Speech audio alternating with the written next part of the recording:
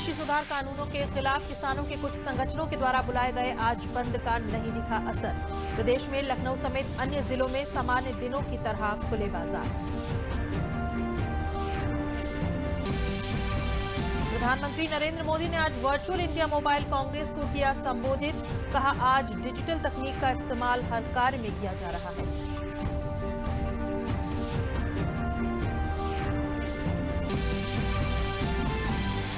Corona के खिलाफ सरकार के उठाए गए कदमों से मिल रहे हैं बेहतर नतीजे। देश में अब तक 91,78,946 मरीज हुए ठीक। रिकवरी रेट पहुंचा 94.59%।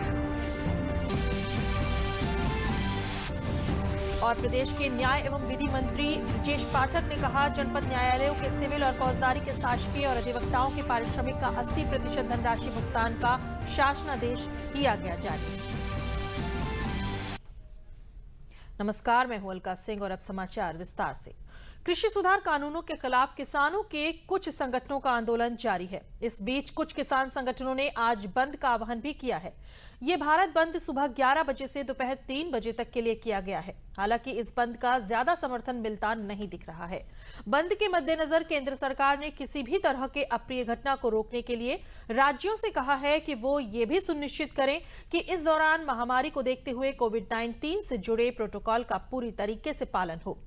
भारतीय किसान संघ ने आज के बंद से अलग रहने का फैसला किया है। अखिल भारतीय व्यापार संघ यानी कि CAIT ने भी बंद से खुद को दूर रखते हुए देश के ट्रांसपोर्ट के चलने और बाजार के खुले रहने की बात कही है। बंद के दौरान दिल्ली में मेट्रो सेवाएं भी प्रभावित नहीं हुई हैं। मेट्रो सुविधा सामान्य दिनों की तरह चालू है। उधर मुंबई में भी वेस्ट की बसें सुचारू रूप से जारी हैं।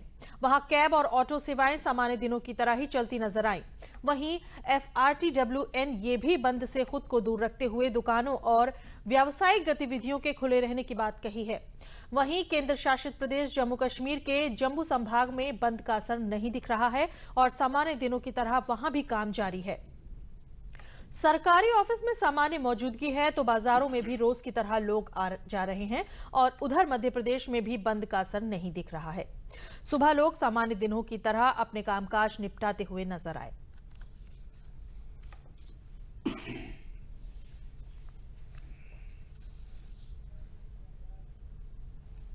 वहीं किसान आंदोलन पर केंद्रीय मंत्री प्रकाश जावड़ेकर ने कहा है कि किसानों का जो मुद्दा है उसका हल होकर रहेगा। किसानों की नाराजगी के दो प्रमुख बिंदु APMC और MSP हैं। दोनों में कोई बदलाव नहीं किया जा रहा है। पूरा विश्वास है कि ये मसला हल होगा। किसान हमारे हैं और किसान अभी हमारा काम है, हम करेंगे और सफलता से करेंगे, क्योंकि उनको दो ही बातें मुख्य है। उनको चाहिए कि APMC रहेगी या जाएगी, तो इसका उत्तर साफ है कि APMC रहेगी। ये दूसरा मुद्दा था उनके मन में कि MSP रहेगी कि नहीं, तो MSP थी, MSP है और MSP रहेगी। किसानों द्वारा बुलाए गए भारत बंद का असर लखनऊ में बेअसर रहा। लखनऊ में स्थितियां पूरी तरह से सामान्य रही। लखनऊ के सभी बाजार अपनी दिनचर्या के मुताबिक ही खुले और यातायात सामान्य रहा। जिलाधिकारी अभिषेक प्रकाश ने बताया कि एहतियात के तौर पर कड़े इंतजाम किए गए थे। उन्होंने बताया कि किसानों व मजदूर संगठनों से लगातार बातचीत जारी है और पूरे शहर में धारा 144 लागू है। सिटी एरिया में, देहात एरिया में 100% चीज़ें एकदम सामान्य है, कहीं कोई बंद की चीज़ नहीं है। इसके लिए हम लोगों ने पूर्व में ही सेक्टर जोनल स्कीम लागू की है और जिसमें वरिष्ठ प्रशासनिक एवं पुलिस अधिकारी भी कंटिन्यूअस राउंड्स पे ही हैं। इसके साथ ही साथ जो हमारे किसान बंधु हैं या हमारे जो मजदूर बंधु हैं, इनके संगठनों से हमारी निरंतर संवाद भी चल रही है और प्रिकॉशनरी मेजर के तहत कि कोई खुराफाती तत्व कानून को हाथ में ले ले, धारा 144 पूरे जनपद में लागू है, जिसको स्ट्रिक्टली इन्फोर्स भी किया जा रहा है। मेरठ में कृषि बिल को लेकर किसानों के भारत बंद का खास असर देखने को नहीं मिला। कई व्यापारी संगठनों ने पहले ही इस बंद का बहिष्कार कर दिया था, जिसको लेकर मेरठ के मुख्य बाजार खुले रहे और लोगों की बाजारों में आवाजाही भी रही। भारत बंद को लेकर पुलिस प्रशासन ने अलग अलग टीमें बनाई हुई थीं, जो हर चौराहों और मुख्य बाजारों पर तैनात रहे। जिलाधिकारी के बालाजी एसएसपी अजय साहनी ने मोर्चा संभाला। बेगमपुर आदि मुख्य चौराहों और मुख्य बाजारों पर भ्रमण किया, जिससे आम जनता को कोई परेशानी का सामना न करना पड़े। जिले में ड्रोन कैमरा द्वारा भी जिले की स्थिति का जायजा लिया गया।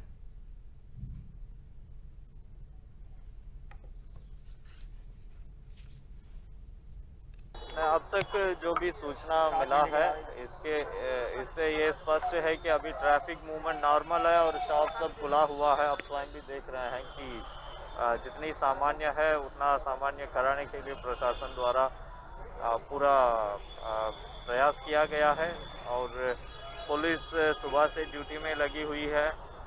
मजिस्ट्रेट्स अपने अपने पुलिस अधिकारीगण के साथ लगातार भ्रमणशील है और सबको यह आश्वस्त किया गया है कि सामान्य रूप से कार्य कराने में किसी को कोई व्यवधान उत्पन्न नहीं होगी। और किसानों से लगातार हम लोग संपर्क में है, वार्ता कर रहे हैं और उनको ये समझाने का प्रयास किया जा रहा है कि आम जनमानस की जो डेली रूटीन है वो प्रभावित ना हो और उनकी मांगों पर पूरी तरह से सुनवाई होगी। जैसा कि आप लोग जान रहे हैं, आज भारत बंद की कॉल मेरठ में थी और सभी मार्केट पूरी तरह से खुले हुए हैं। सभी व्यापार संगठनों से कल ही वार्ता कर ली गई थी और सबने बोला दुकानें खुलेंगी। पूरे जनपद में सभी जगह मार्केट सुचारू रूप से खुल रहे हैं। इसके अलावा कुछ अराजक तत्व जो अनावश्यक दबाव बनाने का प्रयास करने चाह रहे थे, उनमें 13 लोगों को गिरफ्तार किया गया है। गिरफ्तार करके उनको जेल भेजा जा रहा है। जहाँ तक किसान संगठनों की बात है, उनसे वार्ता की गई है कि आप लोग की जो भी समस्या है, जो भी ज्ञापन है, आप लोग उपलब्ध कराएं, उन्हें उचित स्थान पर पहुँचा दिया जाएगा। पूरे जनपद में स्थिति पूरी तरह से सामान्य और सुचारू रूप से चल रही है। बदायूं में भारत बंद का कोई असर देखने को नहीं मिल रहा है। यहां सामान्य दिनचर्या के चलते लोग काम करते हुए दिखाई दे रहे हैं। जिले में सभी बाजार, विद्यालय, सरकारी संस्थान, सभी जगह लोग आम दिनों की तरह कार्य करते दिखाई दिए। दिहाड़ी मजदूर भी रोजाना की तरह कार्य कर रहे हैं। बदायूं के जिलाधिकारी कुमार प्रशांत और एसएसपी संकल्प शर्मा का कहना है कि जनपद में भारत बंद का कोई असर नहीं दिखाई दे रहा है। आम दिनों की तरह सभी दुकानें और संस्थान खुले हैं। सुरक्षा व्यवस्था के चलते जगह जगह पुलिस बल तैनात किया गया। सभी जगह ड्रोन कैमरे से निगरानी की जा रही है। सुरक्षा व्यवस्था के दृष्टिगत सभी जगह एसडीएम और सीओज कमर्शियल हैं और शहर में भी जितने हमारे अप्रोच रोड हैं जो शहर को आते हैं, वहाँ पे सभी जगह बैरियर लगाए गए हैं। सभी जगह मजिस्ट्रेट और पुलिस की ड्यूटी लगाई गई है। नॉर्मल चल रहा है। यहाँ पे मार्केट भी खुली हुई है। हम लोगों ने अभी कप्तान साहब और मैं मार्केट भी भ्रमण करके आए हैं, देख के आए हैं। वहाँ भीड़ भाड़ है, कहीं किसी भी प्रकार की कोई समस्या नहीं है। लॉ एंड ऑर्डर की जो भी स्थिति है सामान्य है। अभी हम लोगों ने पूरे शहर का और रूरल एरिया में भी राउंड लगाया है। वर्तमान में सारे बाजार खुले में हैं। जो दिनचर्या है लोगों की बिल्कुल सामान्य है। फिलहाल भारत बंद का कोई असर बदायूं में नहीं है। सुरक्षा की ड्यूटी हम लोगों ने पूरी लगा रखी है और जो भी सेंसिटिव पॉइंट्स हैं सब पर पुलिस अधिकारी और मजिस्ट्रेट्स जो हैं नियुक्त हैं। कानून व्यवस्था की कोई भी समस्या उत्पन्न नहीं होने दी जाएगी। प्रधानमंत्री नरेंद्र मोदी ने आज वर्चुअल इंडिया मोबाइल कांग्रेस 2020 को संबोधित किया है। आईएमसी 2020 का विषय समावेशी नवाचार, स्मार्ट, सुरक्षित, स्थायी है। इस सम्मेलन का मकसद विदेशी और स्थानीय निवेश संचालित करना है, दूरसंचार और उभरते हुए प्रौद्योगिकी क्षेत्रों में अनुसंधान तथा विकास को प्रोत्साहित करना है। कांग्रेस को संबोधित करते हुए प्रधानमंत्री ने कहा कि डिजिटल तकनीक ने व्यवस्था में पारदर्शिता को बढ़ावा दिया। प्रधानमंत्री ने कहा कि आज भारत में 7.5 करोड़ से ज्यादा उपभोक्ता हैं। कुल उपभोक्ताओं में से आधे उपभोक्ता पिछले 4 सालों में ग्रामीण इलाकों से जुड़े हैं। Today, we have over 750 million internet users. The scale and speed of internet penetration can be seen by the following facts. Half of the total internet users in India were added in the last 4 years. Half of the total internet users are in our rural areas. Our digital size and our digital appetite are unprecedented. वहीं प्रधानमंत्री ने कहा कि digital तकनीक का इस्तेमाल आज हर कार्य में हो रहा है। कोविड-19 वैक्सीन के वितरण में भी डिजिटल तकनीक मददगार साबित होगी। पीएम मोदी ने अपने संबोधन में कहा कि ये सोचना या योजना बनाना महत्वपूर्ण है कि हम आगामी प्रौद्योगिकी क्रांति के साथ जीवन कैसे बेहतर बनाते हैं। बेहतर स्वास्थ्य सेवा, बेहतर शिक्षा, हमारे किसानों के लिए बेहतर जानकारी और अवसर, छोटे व्यवसायियों के लिए बाजार तक बहुत कुछ ऐसे लक्ष्य हैं जिनकी ओर हम काम कर सकते हैं। साथ ही प्रधानमंत्री ने कहा कि डिजिटल तकनीक ने व्यवस्था में पारदर्शिता को बढ़ावा दिया है। It is because of mobile technology that we are able to provide benefits worth billions of dollars to millions of Indians. It is because of our mobile technology that we are able to help the poor and vulnerable quickly during the pandemic. It is because of mobile technology that we are seeing billions of cashless transactions, which boosts formalization and transparency. It is because of mobile technology that we will enable smooth, contactless interface on toll booths. It is also with the help of mobile technology that we will embark on one of the world's largest COVID-19 vaccination drive. समाचार अभी और भी हैं, लेकिन पहले लेते हैं एक विराम। ध्यान रखते हैं हर घड़ी मेरा, और माँ जी प्यार से हाथ बटाती हैं। अगर हर कोई रखता है मेरा इतना ख्याल, तो मैं क्यों न रखूं अपना ध्यान। इसीलिए 9 तारीख को सरकारी अस्पताल जाती हूँ, जहाँ अब सरकारी के संग प्राइवेट डॉक्टर भी आते हैं। प्रधानमंत्री सुरक्षित मातृत्व अभियान के तहत हर महीने की 9 तारीख को सभी सरकारी अस्पतालों में गर्भवती महिलाओं की विशेष सेहत जांच मुफ्त की जाती है, ताकि अगर खतरे के लक्षण हो तो उनका सही समय पर इलाज कर सके। अपने डॉक्टर या एएनएम की मदद से नवजात शिशु को जन्म के तुरंत बाद अपने स्तन पर रखें। उसे नहलाएं नहीं और साफ सूखे कपड़े से पोंछें। उसकी नाल को साफ और सूखा रखें। टोपी पहनाकर कपड़े में लपेटकर अपने पास रखें। उसे स्तनपान कराएं रात और दिन हर 4-6 घंटे में। अगर बच्चे को सांस लेने या स्तनपान करने में तकलीफ हो रही हो तो तुरंत डॉक्टर से मिलें। अधिक जानकारी के लिए इस नंबर पर फोन। इतनी प्यारी, आय हाय, जाने क्या खाए। 6 महीने में होगा माँ का दूध ही। ना रे ना, जरूर खाए कुछ और भी। दीदी चावल का माँ, फिर दाल का पानी। ध्यान से देख, है कुछ और कहानी। मुन्नी ऐसी बढ़ती जाए, बताओ ना क्या क्या खाए। यही सब। पर 6 महीने की हुई अभी तो। अरे तभी तो। घर में जो भी हो सब पकाओ, गाढ़ा बनाओ और खिलाओ। 6 महीने जब पूरे हो जाएं, पेट पूजा की घड़ी आए। कोरोना के खिलाफ सरकार के सख्त कदमों की मदद से बेहतर नतीजे सामने आ रहे हैं। स्वास्थ्य और परिवार कल्याण मंत्रालय के मुताबिक देश में कोरोना वायरस महामारी से संक्रमित लोगों में से अब तक 91,78,946 मरीज स्वस्थ हो चुके हैं। इसके बाद देश में रिकवरी रेट बढ़कर 94.59% हो गया है। देश में कोविड से मृत्यु दर घटकर 1.45% पर आ गई है। पिछले 24 घंटों में 39,045 मरीज स्वस्थ हुए हैं। वहीं सीरम इंस्टीट्यूट ऑफ इंडिया के बाद अब भारत बायोटेक ने भी कोविड-19 टीके के आपातकालीन उपयोग की औपचारिक मंजूरी प्राप्त करने के लिए भारतीय औषधीय महानियंत्रण के समक्ष आवेदन किया है। भारत बायोटेक और आईसीएमआर दोनों मिलकर स्वदेशी कोरोना की वैक्सीन बना रहे हैं। इससे पहले फाइजर कंपनी भी अपने टीके के भारत में आपातकालीन प्रयोग की अनुमति के लिए ऐसा ही आवेदन कर चुकी है। इस बीच स्वास्थ्य मंत्रालय ने कहा कि देश में 140 दिनों के बाद संक्रमित रोगियों की संख्या 4 लाख से नीचे आ गई है। इसके साथ ही पिछले 7 दिन से 10 लाख की आबादी पर 186 मामले सामने आ रहे हैं, जबकि ये आंकड़ा वैश्विक स्तर पर 504 है। देश में अब तक करीब 91,40,000 लोग स्वस्थ हो चुके हैं।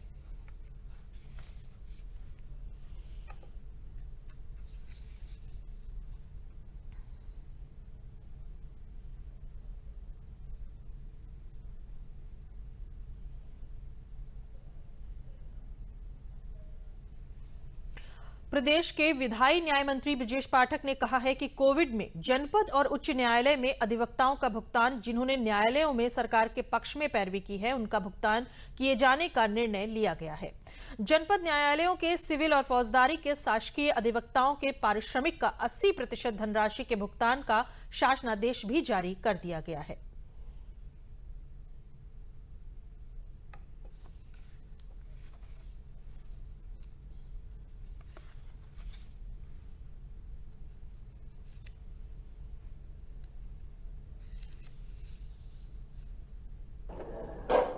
उच्च न्यायालय के जो अधिवक्तागण थे उन लोगों को तो कोविड काल के दौरान का भुगतान,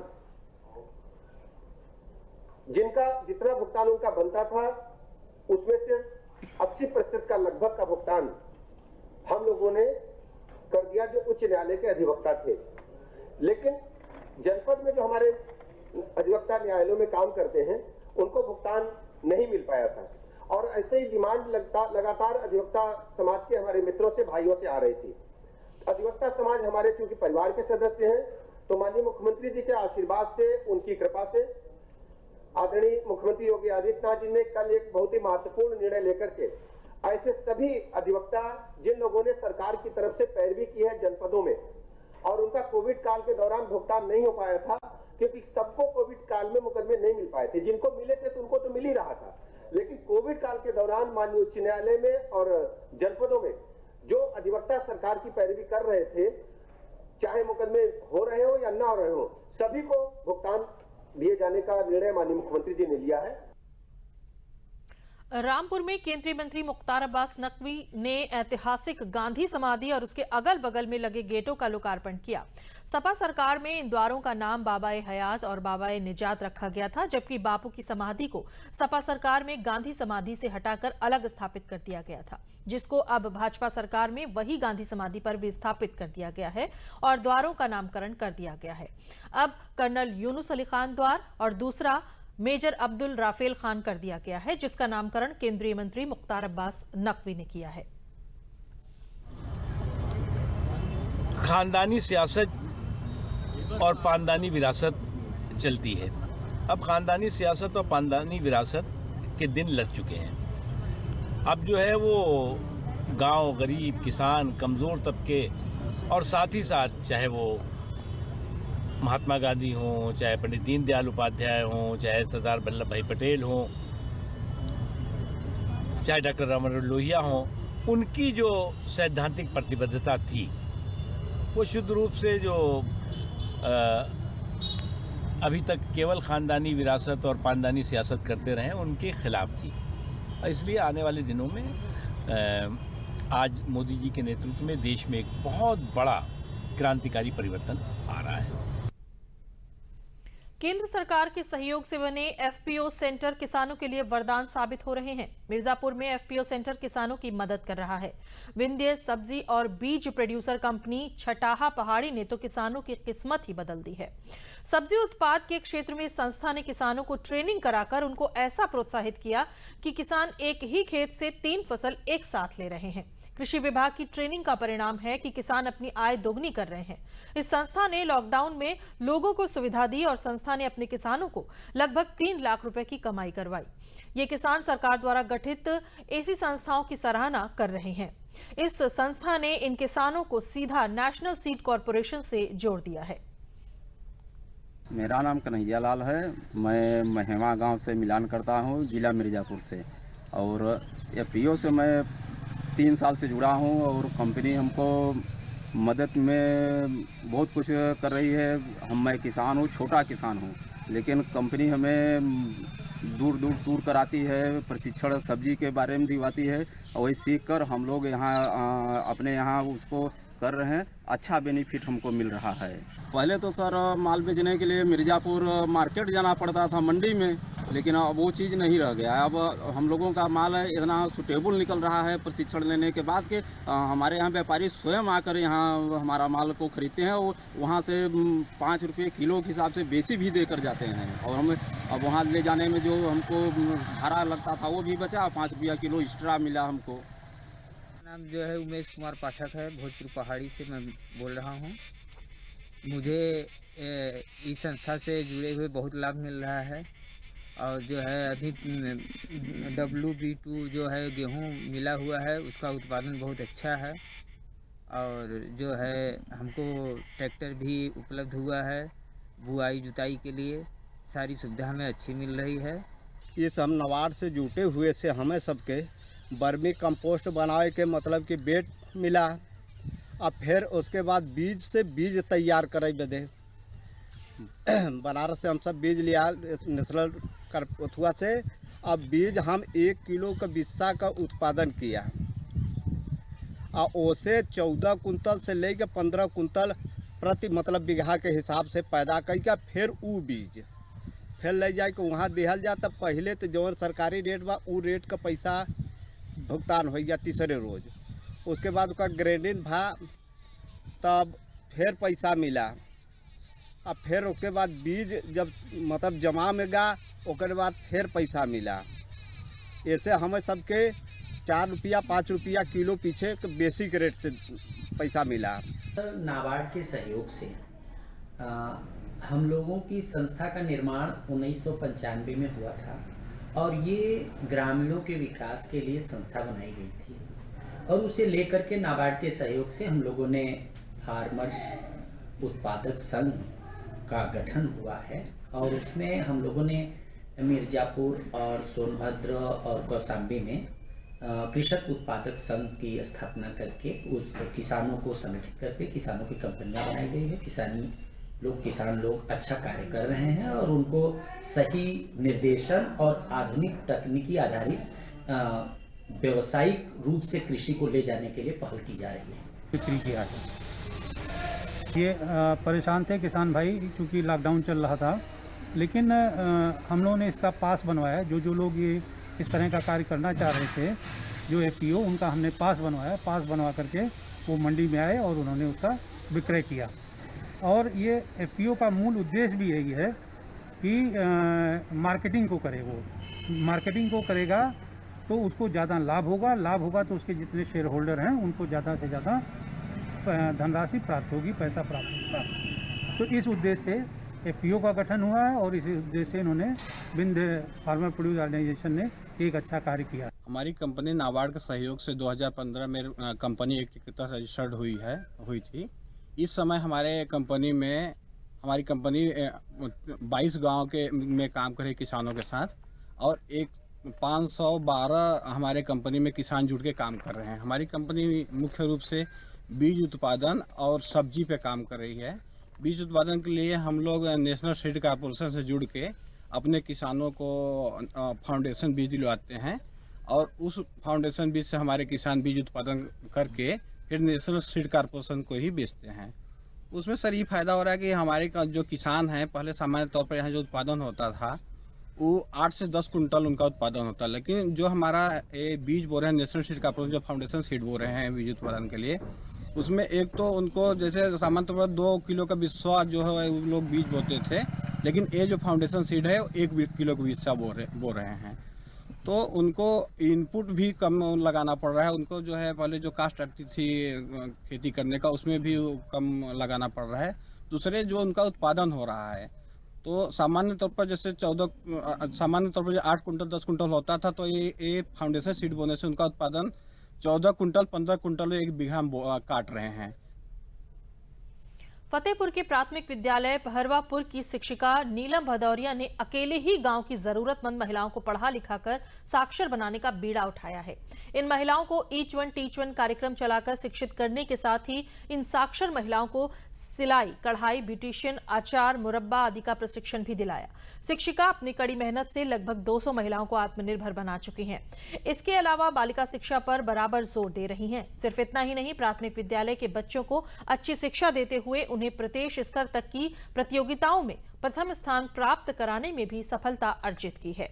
शिक्षिका नीलम भदौरिया ने बताया कि बालिका शिक्षा को बढ़ावा देने के लिए माताओं को शिक्षित करना जरूरी था, जिससे महिलाओं के अंदर छिपी प्रतिभा को निखारा जा सके। सिखाया, माँ ने बताया बात, फिर बच्चों ने हमारे कहने अपने घर में बच्चों के साथ अपने पढ़ा करो।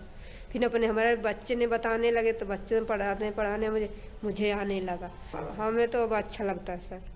पहले घर में अपना काम करती थी, जो तो मैं काम की तलाश में ही थी, लेकिन अब स्कूल का भी आना जाना लगा रहता था। तो मैम ने कहा तुम मेरे यहाँ 8-9 दिन 10 दिन तक प्रशिक्षण हो रहा है उसका लिफाफे का। तो हमने सोचा कि ठीक है, हम सीख लेते हैं, बेकार समय पर अब इतना ही काम करते रहेंगे। तो हमने सीखा और जब से हमने काम करना सीख लिया तब से हम इसी काम में लगे। हमारे खाली वक्त जब बर्बाद होता है 8-9 बजे रात तक हम बना लेते हैं अपना, और दुकान में मैम ने दुकान भी बता दी थी, हम उसी दुकान में दे देते हैं और अगल बगल भी मांगने लगे हैं। और हमारी जो देवरानी है वो भी हमारे से सीख करके वो भी अपना काम हमारे साथ हाथ भी बटाती है और वही बनाती है। और हमारे घर में बहुत सी दिक्कतें थी पहले, फिर मुझे बच्चों से पता लगा कि स्कूल में सिलाई का प्रशिक्षण होने वाला है। फिर मैं स्कूल में आई, नीलम मैडम जी से पता लगा कि हाँ यहाँ प्रशिक्षण हो रहा है। फिर मैं इसमें भाग लिए और सिलाई सीखी। पहले भी मुझे कुछ आता था थोड़ा बहुत, फिर स्कूल में जब हमने प्रशिक्षण लिया तो पूरी तरह से तैयारी हो गई और अब हम सिलाई कर रहे हैं। गांव के कपड़े भी आ जाते हैं और हम सिलाई करके अच्छी आमदनी प्राप्त कर लेते हैं।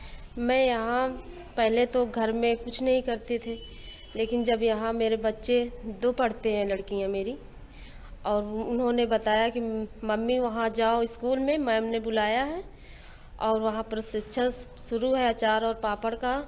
तो हमने यहाँ आए और सीखा मैम के द्वारा, और यहाँ से सीख के घर में भी बनाया, तो बना के हम बाहर भेजते हैं और भेज के कुछ आमदनी मिलती है, तो मेरे बच्चे भी, मेरा परिवार भी अच्छे से चलता है।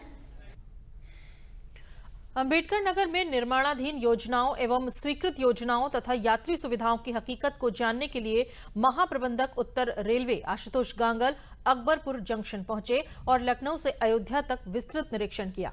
उन्होंने कहा कि अयोध्या से वाराणसी रेलखंड पर कार्य चल रहा है, इसमें इलेक्ट्रिफिकेशन व डबलिंग का कार्य चल रहा है तथा उन्होंने कहा कि कार्य को अगले साल में पूरा कर ले। उन्होंने स्वच्छता पर कहा कि स्टेशनों पर साफ सफाई की विशेष व्यवस्था की गई तथा कोविड काल में स्टेशन साफ सुथरे रहें तथा स्टेशनों पर सोशल डिस्टेंसिंग का पालन किया जा रहा है।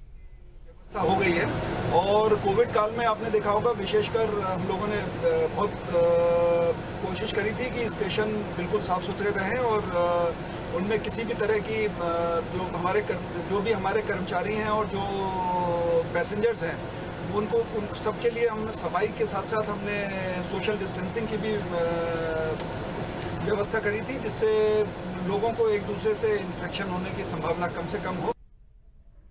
और बात अब अपनी सुरक्षा की, कोविड-19 से बचाव की और डीडी न्यूज की खास मुहिम मास्क अप इंडिया की। देखते हैं क्या है ये पहल।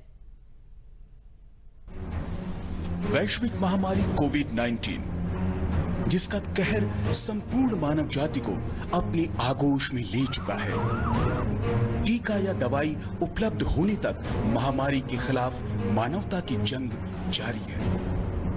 ऐसे में सबसे जरूरी है सावधानी और बचाव। फेस मास्क कोरोना से रोकथाम का सबसे प्रभावी उपाय साबित हुआ है। विश्व स्वास्थ्य संगठन और विशेषज्ञों की शोध का भी यही निष्कर्ष है कि मास्क से मुंह और नाक को अच्छी तरह ढककर कोरोना संक्रमण को कम किया जा सकता है। कोरोना संक्रमण से बचाव के लिए मास्क पहनने के साथ ही जरूरी है मास्क को सही तरीके से पहनना। बहुत से लोग मास्क से नाक और मुंह को सही तरीके से नहीं ढकते हैं, जिससे संक्रमण का खतरा बना रहता है। बिना मास्क या फेस कवर के घर से बाहर निकलने की अभी कल्पना करना भी सही नहीं है। जुड़िए डीडी न्यूज की खास मुहिम मास्क अप इंडिया के साथ। मास्क पहने और अपने मुंह और नाक को अच्छी तरह ढके। अपने परिवार के सदस्यों और दोस्तों को मास्क पहनने के लिए कहें। Mask up India, mask up India. DD news के माध्यम से सबको बताना है, कोरोना को हराना है, मास्क जरूर लगाना है। Mask up India, mask up India, mask up India.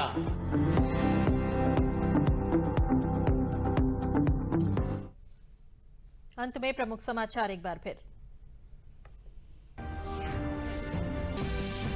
कृषि सुधार कानूनों के खिलाफ किसानों के कुछ संगठनों के द्वारा बुलाए गए आज बंद का नहीं दिखा असर। प्रदेश में लखनऊ समेत अन्य जिलों में सामान्य दिनों की तरह खुले बाजार।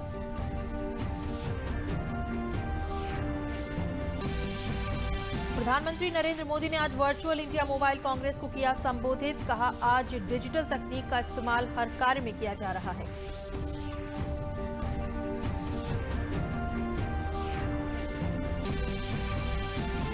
कोरोना के खिलाफ सरकार के उठाए गए कदमों से मिल रहे हैं बेहतर नतीजे। देश में अब तक 91,78,946 मरीज हुए ठीक। रिकवरी रेट पहुंचा 94.59%।